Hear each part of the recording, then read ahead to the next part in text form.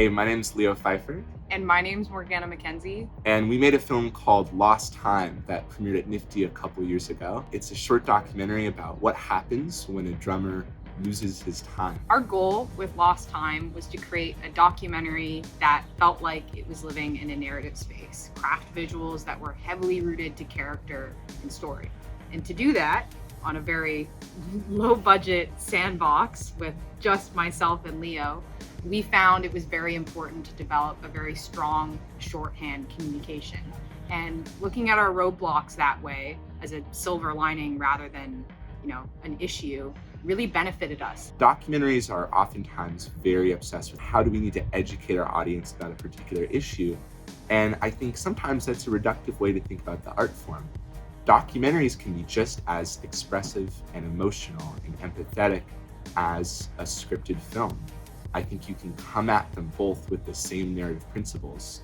Absolutely, and I think this perfectly demonstrates why Leo and I get along so well, because we both feel very passionate about the fact that documentary can have the same heightened feel that's often exclusively associated with narrative film.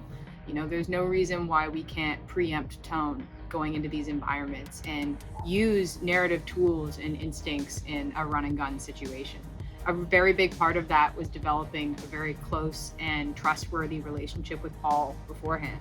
Having interviews, getting to know him, so that in the moment we can not only be able to preempt tone, but also have the flexibility to take a moment and pause, whether that be to change one of our anamorphic prime lenses so that we can get the right shot and construct the right moment, or take a step back and get a bit wider, or even just take a moment with Paul before we roll again. I think it's so true what you said about approaching it with the thought of preempting what we're going to be doing. Because it is documentary, it's real life.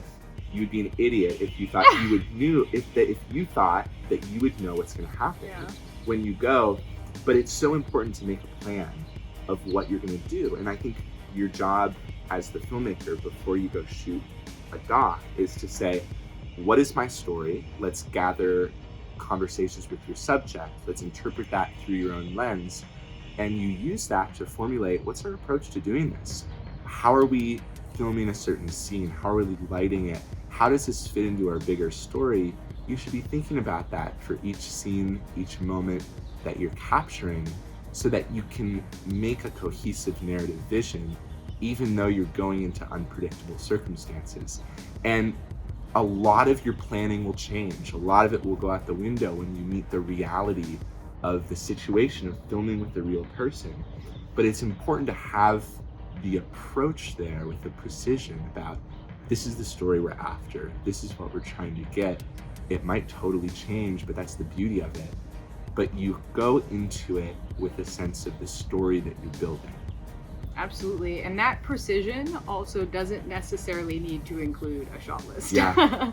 And that's a very freeing idea. Once you accept not needing a shot list and not needing to construct the moments super hyper specifically, you start to look at it in terms of broad emotional strokes. Like, how do we want this scene to build? How do we want these moments to feel? If this happens, and if it does go in this direction that we don't expect, how do we want to react in that way? And creating those broad, loose guidelines for yourself really allow the creative instincts to come out in the moment. And I really think that's what documentary filmmaking is about. It's about looking at your environment and finding the hidden gems and saying, okay, how do we heighten that?